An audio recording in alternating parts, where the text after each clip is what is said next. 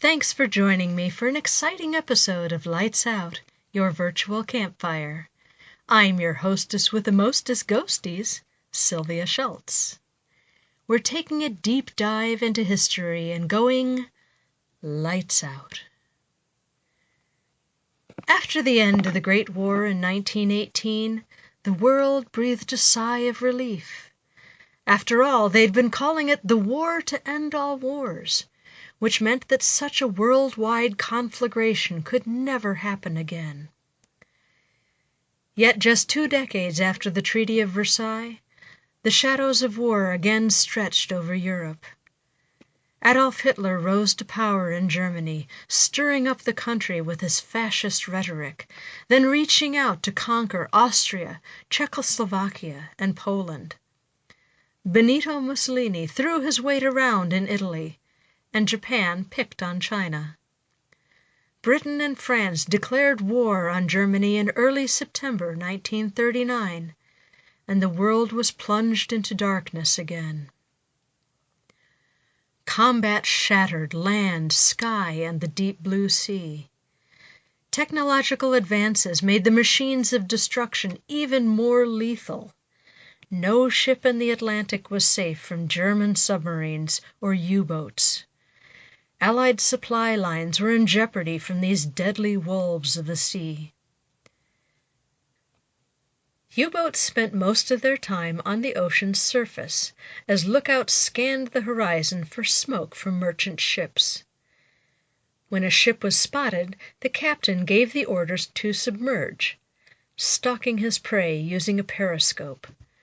When the submarine got close enough, the crew would launch a torpedo towards the unsuspecting ship. The torpedo would tear into the side of the doomed ship, ripping a jagged hole in her hull. A frantic race for life would begin as crew members tried to abandon ship before the vessel sank beneath the icy waves. Now, focusing on the 2 men that we see here, just looking at the clothes that they're wearing, do you notice anything perhaps different or that would stand out about them?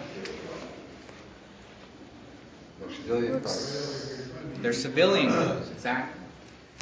When we begin to talk about merchant marines, we are not talking about people that have signed up to be in the armed forces. These are not members of the U.S. Navy. They are civilians. Now, you can put yourself in any kind of boots that you want to think of and ask yourself, even if you are the German Navy and you know that cutting off these supplies will help your country, how would you feel about going after civilian ships? Pretty crappy. I see a couple of faces like... Questioning morals? Questioning your morals, absolutely. What we find is, while the German U-boats were deadly effective at sinking these merchant vessels, we also find that they weren't necessarily interested in killing the men on board. The scene depicted here is actually one that was fairly common over the course of the early parts of the war. They would sink the vessels, they would cut off those supplies, but oftentimes U-boats would actually surface and send water, food, materials to the men on board because they were going after civilian ships. We do want to show that on both sides of the war here, these are humans involved, right? And they have the same thoughts and emotions that we do. Now, like I said though, we don't want to downplay the fact that these U-boats were deadly effective at what they did. During the war, the Allies tried to protect convoys from U-boats. It was an ongoing battle between convoys and submarines. Convoys were protected by escorts of destroyers. When a sub attacked, the destroyers would launch underwater depth charges. Germany countered by grouping U-boats into wolf packs to increase their lethality. In March 1943, a wolf pack of 40 U-boats, the largest pack so far, attacked 2 convoys made up of 100 Allied ships. 21 merchant ships were sunk. The U.S. Navy decided it was time to hunt down U-boats one by one. They organized special anti-submarine escort ships and formed them into hunter-killer task groups. No single ship could hunt down the elusive U-boats, but the task groups were up to the job. By pooling their technologies, the Allied ships took the advantage. In May 1944, a hunter-killer task group was formed that consisted of an aircraft carrier escort called the USS Guadalcanal, commanded by Captain Dan Galley, and 5 light destroyer escorts. The Guadalcanal's fighter planes and torpedo bombers could take off from the ship and cover more of a search area than the Allied land-based planes, and their speed and altitude meant they could search much more of the ocean than a ship could on its own. Captain Galley, in command of the Guadalcanal, sank 3 German U-boats, U544, U515, and U68. After this patrol, Galley began to consider the possibility that the United States could capture a German submarine.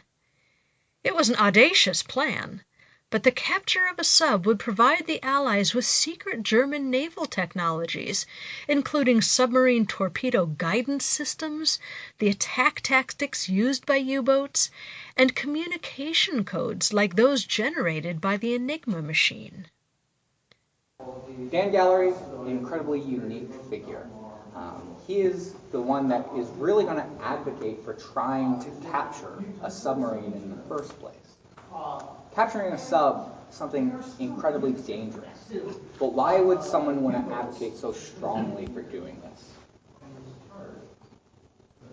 Find out what the enemy's doing. Yeah. Like I said before, technology and tactics. Technological exploitation. I think that's a great way to put it. American sailors had never been on board a German submarine before this. We had no idea what the makeup of this type of a warboat was. So how are we supposed to fight against it? We also know that on board a vessel like this, you have information like the Enigma machines or new technologies. So when Dan Galley first proposes trying to capture a submarine, it's a bit of a crazy idea. In fact, his first idea he came up while he was in charge of an Air Force base in Greenland. He was out with his drinking buddies. His original idea was to land a seaplane on the water, throw a big anchor into the hatch of a U-boat, fly the plane up so that way the submarine could not sink, get on board, throw a couple grenades in, right? And at that point, it's easy peasy. Now, that was the plan he came up with his drinking buddies. How far along in the evening did he? But he stood behind this idea, right? And eventually he took it to his superiors, and they approved trying to capture a German submarine. Not using that plan. But he was given permission to go ahead and try to put together a group that would eventually capture a submarine. However, Dan Galley was not alone. We'll talk a little bit about the people that helped in the war effort. Chris, can I get a picture of you next to this photograph? Absolutely. Because you look so incredibly similar. I am not secretly Dan Galley. I will say that now. Ah, cool, thanks. And Chris, my dad was actually working on torpedoes in Seattle, Bremerton, Washington, outside Seattle, at the beginning of the war. That's amazing. Yeah, he was Your research. dad? Thank you. It's always great He was to familiar hear with from the people. testing out in Hawaii Yes. that revealed Galley had each of the 6 ships in the task group prepare a plan for capturing, boarding, and towing a U-boat. He got his authorization, and the task group set off into the Atlantic. The hunter had just become the hunted. But there was a problem. Finding and destroying a sub would save Allied lives. Capturing it could help win the war, but only if the Germans thought the sub had sunk. Galley and his men had to keep the capture a secret. But how do you hide something the length of a city block that weighs 3 times the Statue of Liberty? On May 15, 1944, the task group sailed from Norfolk, Virginia, on an anti-submarine patrol near the Cape Verde Islands. For weeks, Captain Galley led the 6 ships on a search for the submarine they knew had to be out there somewhere. Fighter planes searched from the skies as sonar operators listened to the secret world under the waves. But the U-boat remained stubbornly elusive. Running low on fuel, Captain Galley reluctantly gave the order for the group to head to Casablanca. Minutes later, the sonar operator on the USS Chatelaine reported a possible U-boat contact. The U505 only sailed for about 3 years, but in that time she and her men went through quite a lot. Over the course of those 3 years, the U505 had 3 captains. The first captain was Axel Olaf Lowe. Lowe was an incredibly intimidating figure. Of the 8 boats sunk by the U505, 7 of them were the work of Captain Lowe. He was regarded as one of the top men in the German Navy. Unfortunately for him, Lowe developed appendicitis and had to resign his captaincy. His position was filled by a much younger man, a fellow fresh out of officer school, by the name of Peter Czech. Czech was a much different man than Lowe. He would come down hard on his officers. Even a minor infraction would result in an officer being made to stand in front of the enlisted men while Czech berated him. He, quite simply, was horrible for morale. But even a bad captain can still be respected, if he is successful. This was not the case for Czech. Under his command, the U505 was spotted by British bombers.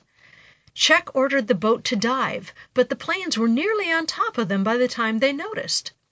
The rear end of the deck was hit as they submerged, blowing a hole into the hull. To give you an idea of how powerful a blast this was, typically depth charges detonated under the water. They weren't designed to hit a boat as it was sinking. The explosion actually knocked the aircraft that dropped the charge right out of the sky, killing the pilot. Seeing the damage to the boat, Czech ordered the crew to abandon the U505. The chief engineer had other ideas, though. He convinced Czech to stay on board and fix the damage. The U505 limped its way to a port in France, where it was repaired. Of course, when we say repaired at a French port, we're using the term loosely. Asking French engineers to repair a German submarine during World War II was perhaps not the wisest thing Czech could have done. The U505 was repaired repeatedly, and when she made it back to sea, it became apparent that the repairs weren't done with much conviction. The French workers sabotaged the U505 repeatedly. Czech began to be mocked by his crew for his failure in getting the boat out of the French port. 4 times he tried to take the U505 back out to sea. 4 times they had to turn around and return to port because of equipment failure. Czech even overheard one mean-spirited remark made by a fellow captain. At a time when many U-boats were being sunk, this captain sniggered, "There is one commander who will always come back, Czech." Czech lost even more face after they've gotten underway. The U505 was again spotted by enemy destroyers, so Czech gave the order to dive. The boat reached a safe depth, but was still being shelled by depth charges.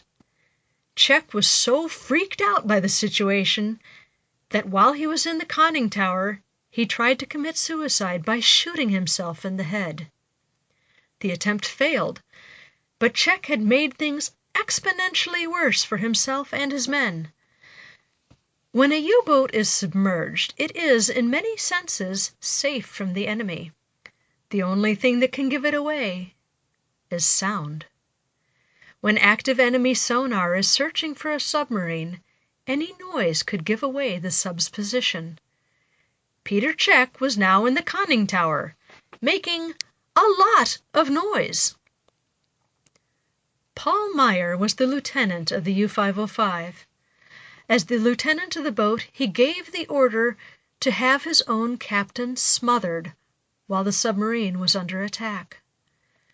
Crew members overpowered Czech and pressed hands to his face in a desperate attempt to keep him quiet forever. Czech was the only U-boat sailor to commit suicide underwater in response to the stress of a prolonged depth charge attack. The third and final captain was Harold Longa. Captain Longa wasn't in the military. He came to the U505 as a merchant sailor. In his 40s, he was much older than many of the crewmen. He was really brought on to be a father figure to the sailors after the disastrous Peter Czech. The higher-ups in the German Navy knew that by that time the sailors on the U505 were laboring under a sense of doom and gloom, so they sent Longa in to boost morale. And he did. One of the few amenities on board the submarine was French dance hall music played over the intercom system. This music was illegal to listen to in Germany, but Longa allowed his sailors to enjoy the music. When you visit the U505, the music that the guide plays for you on the submarine during the tour is actually a recording of music found on the boat after its capture. Now, all of that said, oftentimes when action occurred, it was time to move into action. When an enemy ship was spotted, men would leap out of their bunks. They began turning the valves that we see on either side, submerging the U505 in less than 40 seconds. Wolfgang Schiller, our chief engineer of the torpedoes, he would have been working in the room behind us here along with several other enlisted men. After the sub had submerged, you begin working on a firing solution. That's a precise calculation of where this boat needs to be in relation to the enemy boats. They are calculating exactly where they need to be in order to fire those torpedoes. What we hear now is the captain working through the firing solution and giving the orders to fire the torpedo. We'll listen for the command. The word we're listening for is loose or away.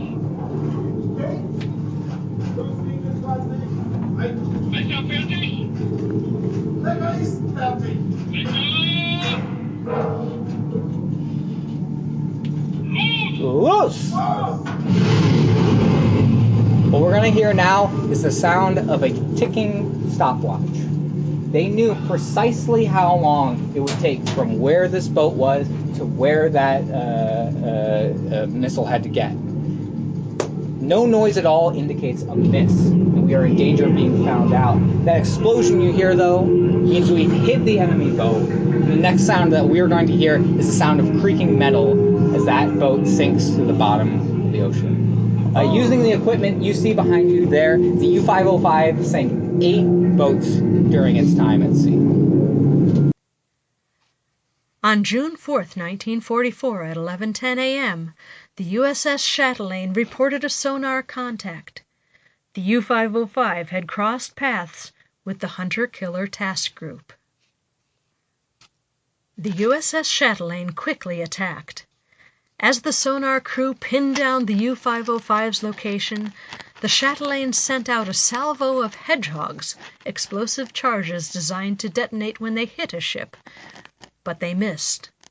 She came around for another attack, while 2 fighter planes from the USS Guadalcanal fired into the water to mark the sub's location. The Chatelaine fired a pattern of depth charges, forcing the U505 to the surface. Warrior is spotted, the captain is immediately going to sound the crash dive command. A destroyer is not a target for a U-boat like this. It is something to be avoided at all costs. A submarine like this could have been submerged in 37 seconds. Men would have rushed to the front of the boat and dog-piled on top of each other to get that added weight to sink the submarine. Now, the clicking noises that you just heard there was the entire boat switching from its diesel engines to the electric engines. We hear the voices of men whispering to each other now.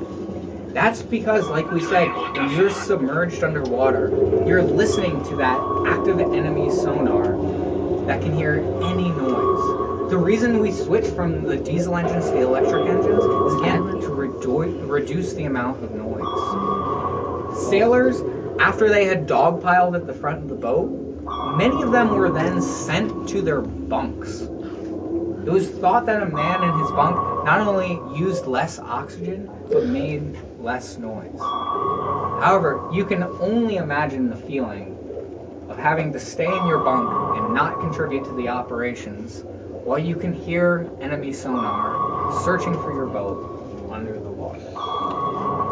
Really an incredible moment.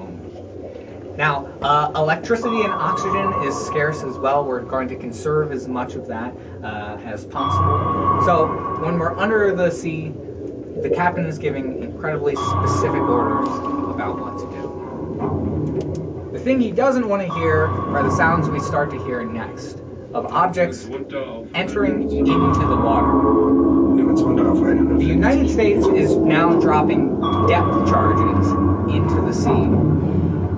Our captain gives the orders to dive even lower. He's aiming for a depth of about 500 feet. That'll get you away from the enemy, but it also puts you dangerously close to the crush depth of the ship. If we hit 750 feet, this entire vessel is crushed like a tin can. We hear the sounds above us getting louder and louder. A depth charge strikes the rear of the submarine, jamming its rear rudder in place. As the boat was already headed down into the water, it begins spiraling closer and closer to that crush depth. If you are the captain of the U505, you have two options. You can allow this boat to head to that crush depth, killing every man on board for sure, or you can surface where you know you'll be met with the might of the U.S. Navy. If you were the captain of this boat, what would your choice be? Go up. That is what our captain chooses to do. He surfaces the U505 where he is surrounded by that hunter-killer task force. When the U505 surfaces, they are met with 6 continuous minutes of gunfire. That's a signal from the U.S. Navy. It is time to abandon this boat. The captain gives the orders to leave the U505, and he gives the orders to his men to scuttle. Typically what you would do when you're leaving a boat like this is you would make sure that you are leaving scuttling charges, explosive booby traps throughout the boat. You would also make sure to open a sea strainer, which would allow the water to rush into this room and throughout the boat, effectively sinking it once you're on board. What they weren't expecting, though, was a 9-man American boarding party to head to the U505. Like our video said, it wasn't since 1815 that those orders had been given. 9 American sailors make their way to the U505, head into a German submarine for the first time in history. While the Chatelaine and the Jenks picked German survivors from the waters, 9 American sailors aboard the Pillsbury took a whaleboat over to the U505. Despite the possibility of the sub sinking or blowing up, and not knowing what awaited them inside, the 9 men climbed down the hatch. They found one dead German sailor, Gottfried Fischer, the only fatality of the capture. Other than that, the boat was deserted. The boarders disconnected scuttle charges, closed valves that were letting in seawater, and gathered up papers, charts, and code books as quickly as possible. Captain Dan Galley then towed the U-505 2,500 nautical miles to Bermuda so the U.S. Navy could study her military secrets. This was no easy task. The boat was full of seawater and in real danger of sinking. To make matters worse, her rudder was stuck hard to starboard, which made towing very difficult. It was imperative to keep the capture of the U-505 a secret, so when the remaining 58 crew members were taken to a POW camp in Louisiana, they were not allowed to contact the Red Cross to let their families know they were safe. In August 1944, the German Navy, not knowing otherwise, told relatives of the crew that the men must be considered dead, as they were long overdue. The crew members were treated very well in the POW camp, but they were isolated from the other prisoners, and the U.S. Navy confiscated any letters that they tried to send out.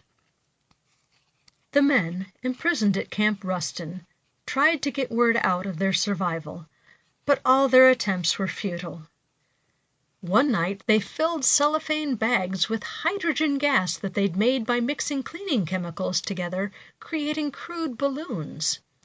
They decorated the balloons with paper iron crosses and U-505 lives, and released them into the air. The balloons made it over the camp's perimeter fences, but not much farther. The crewmen of the U-505 remained at Camp Ruston until the end of the war, when they were repatriated back to Germany. The U-505 gave up her secrets to the U.S. Navy. To keep up the illusion that she had been sunk rather than captured, she was repainted to look like a United States submarine, and renamed USS Nemo. After the war, she was going to be used for gunnery and torpedo practice until she sank. But Captain Dan Galley, now, in 1946, Rear Admiral Dan Galley, just couldn't let that happen. His family were Chicago natives, so his brother, Father John Galley, contacted Chicago's Museum of Science and Industry to see if they would be interested in it. The museum had already planned to exhibit a submarine, and the U-505 was ideal. The United States government donated the U-505 to the museum in September 1954. The museum dedicated it as a permanent exhibit and a memorial to all the sailors who lost their lives at sea during World War II.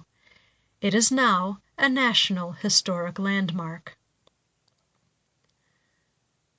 Knowing of the strong emotions experienced by the men on this boat during her 3-year career, and of the horrific death of Peter Czech, I was eager to explore the U-505 as a paranormal investigator.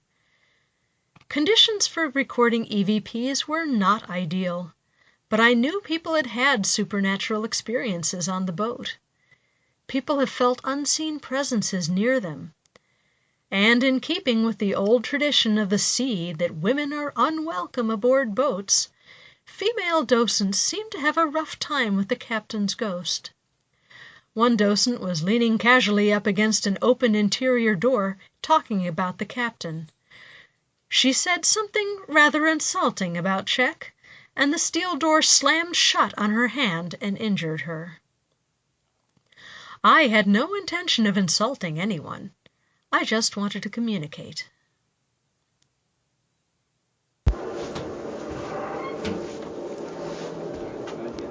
Here's one of those controls that I'm talking about. Okay, this is where you have to switch in and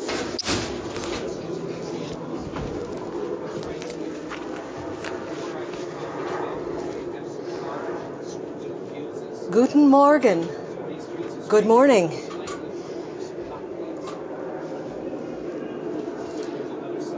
Okay, for those of you listening at home, there's a recording going of sea noises around me, so it might be very, very, very difficult to catch any EVPs, but I'm going to try.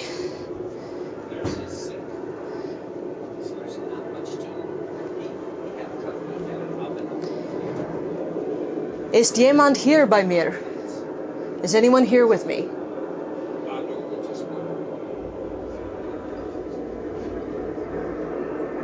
He most likely would leave instructions for the people who maybe had There's a veteran, an American veteran, giving a tour of the ship.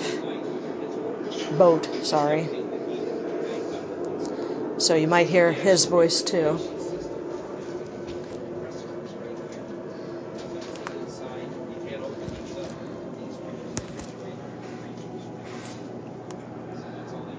Kannst du ein Geräusch für mich machen?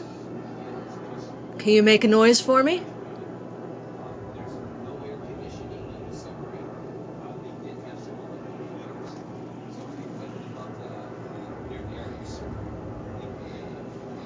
Ich werde dich nicht verletzen. I won't hurt you.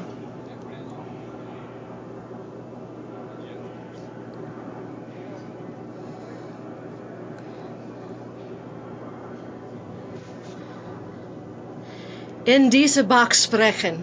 Talk into this box, please.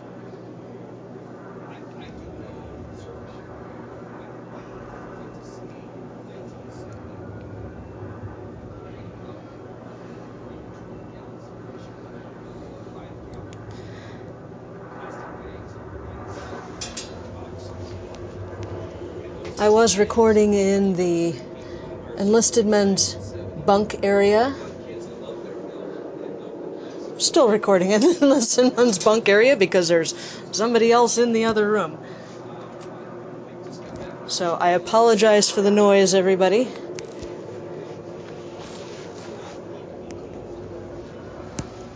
But we'll do the best we can. Ist jemand hier bei mir? Is anyone here with me?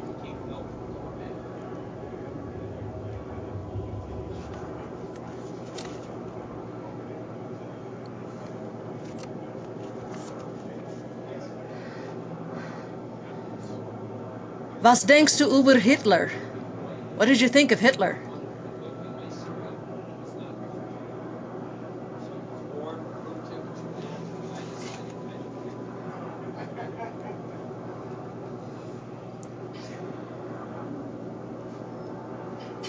Kannst du ein Geräusch für mich machen?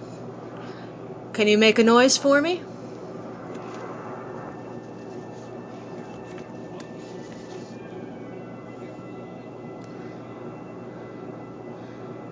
Wie heißen Sie? What is your name?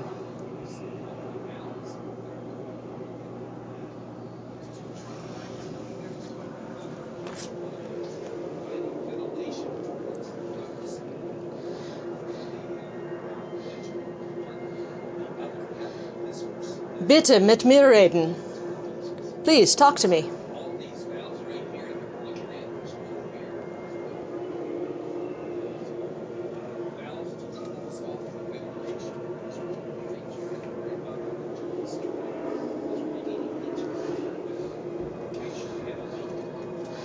Mein Name ist Sylvia. Können Sie mir Ihren Namen sagen? My name is Sylvia. Can you tell me your name?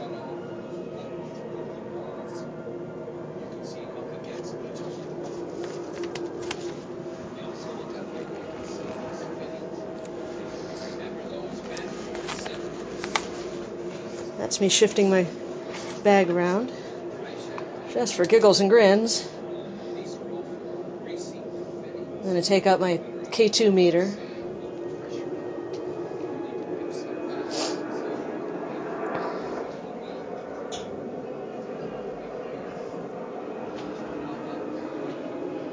There's no activity on the K2 meter at all. We'll see what happens when we get into the captain's quarters.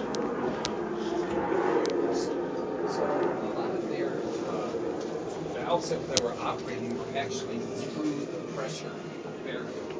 So it was that seawater pressure on the other side. And as you first come into the submarine, you may not have noticed it, but there's a difference in how thick the hole is for the pressure hole versus how thin the hole is for the. And in between, we kept it at the same pressure in the sea. I'm fairly close to the guide now, so you're going to hear a lot of the guide talk. We'll wait for them to move on before we ask some more questions. And a lot of times, as you used up the fuel oil, and you're going across the Atlantic Ocean, say from France over towards the U.S., you'd replace that fuel oil with seawater. So the submarine would still have close to the same weight as far as ballast.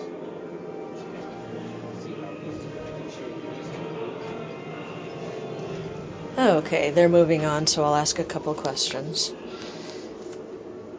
Was tun Sie auf diesem Boot?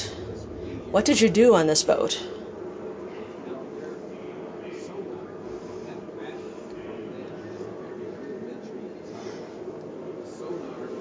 Bitte mit mir reden. Please talk to me.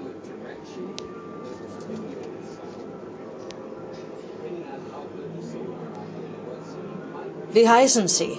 What's your name?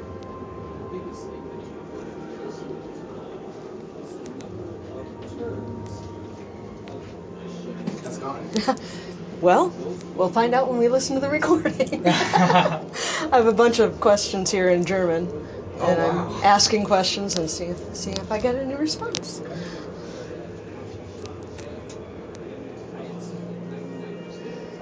Wie bist du gestorben? When did you die? Is this horse? I don't know. I was about to pick it up and put it over there. I don't know who it belongs to.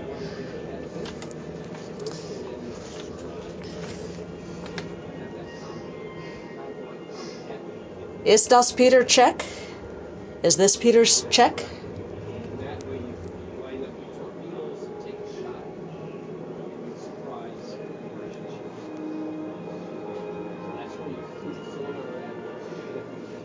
Wie alt bist du? How old are you?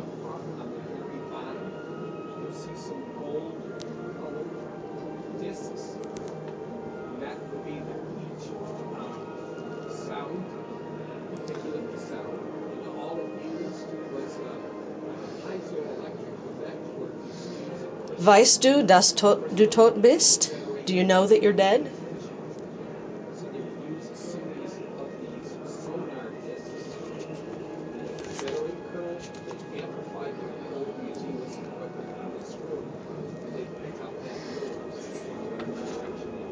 Mein Name ist Sylvia. Können Sie mir Ihren Namen sagen? My name is Sylvia. Can you tell me your name? I just want to let you guys know we got about 5 minutes before we start the show. 5 minutes? Yeah.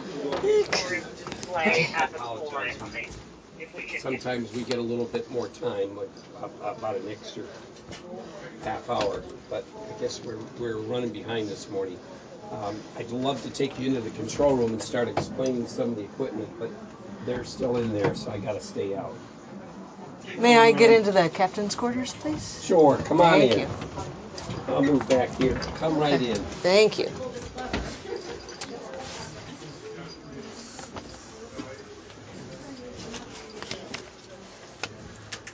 Guten Morgen. Good morning. Ist das Peter check? Is this Peter check?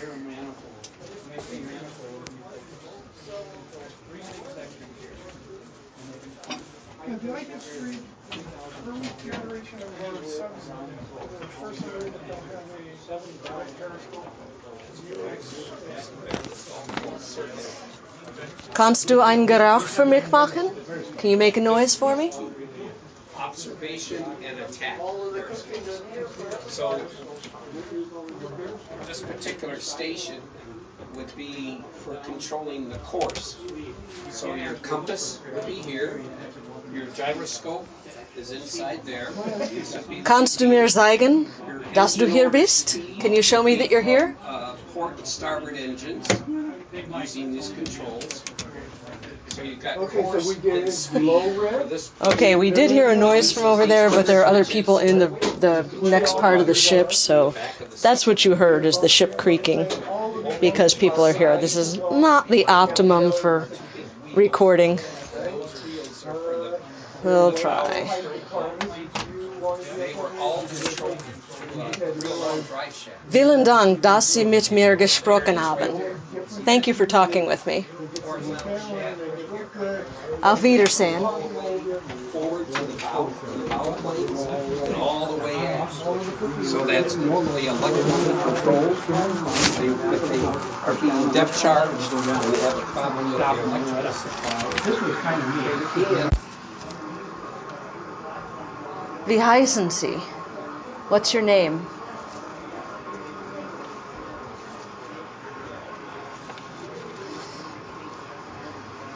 Bitte in diese Box sprechen. Please talk into this box.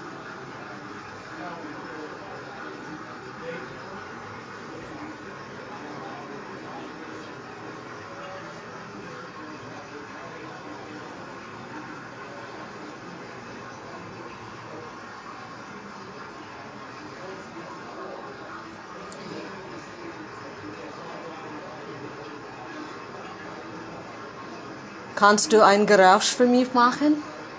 Can you make a noise for me?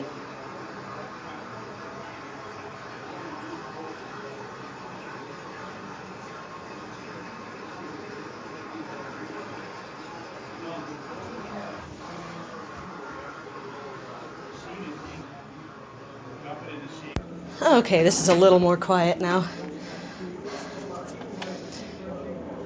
Ist das Peter Check? Is this Peter Check?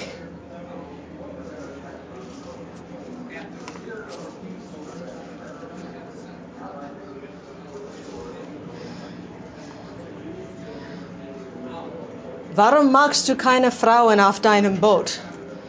Why don't you like women on your boat?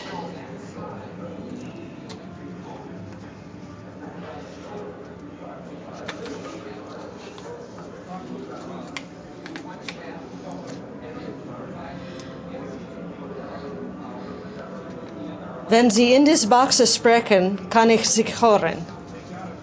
If you talk into this box, I'll be able to hear you.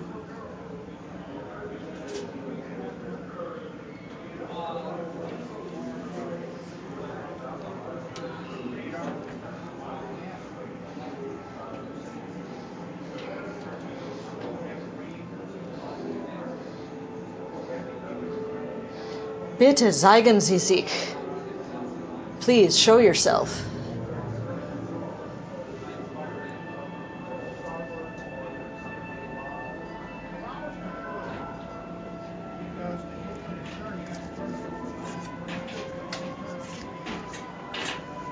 Just like on some of our cars, There's some tour members coming through. increasing air pressure on the injection, air coming into the cylinders. Compress that air to get more horsepower. The biggest limitation that you had was temperature. You were always watching the temperatures on each cylinder to make sure you didn't have a cylinder that was burning too much fuel and having too high of a temperature for the cylinder. You're always looking at cylinder temperatures. Clutches that I talked about down here, very bottom, clutch on each side, there's actually a manual operating thing. That's what I wanted to do. They should come in pretty soon. There's a lot different design between them.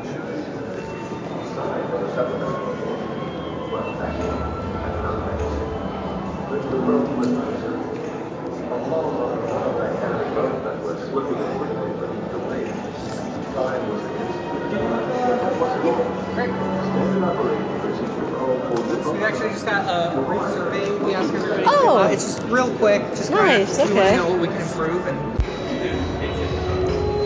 Okay, this is incredibly foolish of me, but I'm going to try and do a little bit of recording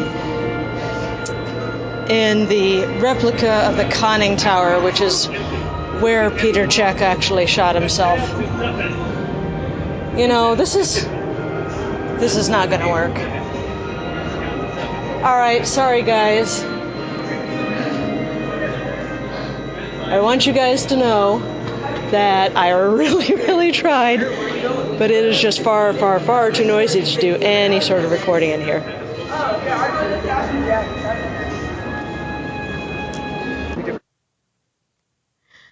As you can tell, I did not capture any EVPs. But a friend of mine, Ursula Bielski, has also visited the U505, and she was lucky enough to capture a ghost voice. It happened like this. Ursula was doing the same thing I did. It wasn't a proper investigation. She was just recording on a tour. She happened to catch a voice saying 2100 or 2100. She puzzled over this for a while. Why would someone just say 2100? She realized the truth when she heard that in the sub's logbook for the day Captain Check shot himself, then was smothered by his own men, there is a terse entry for 11 p.m. that night, Commandant tot, commander dead. And in military time, 11 p.m. is 2100 hours. I am so glad you guys came along with me for this tour of the only German submarine captured during World War II. I do hope you'll join me next time because, believe it or not, we are headed up to another museum in the Wisconsin Dells. Please join me the next time we go Lights Out.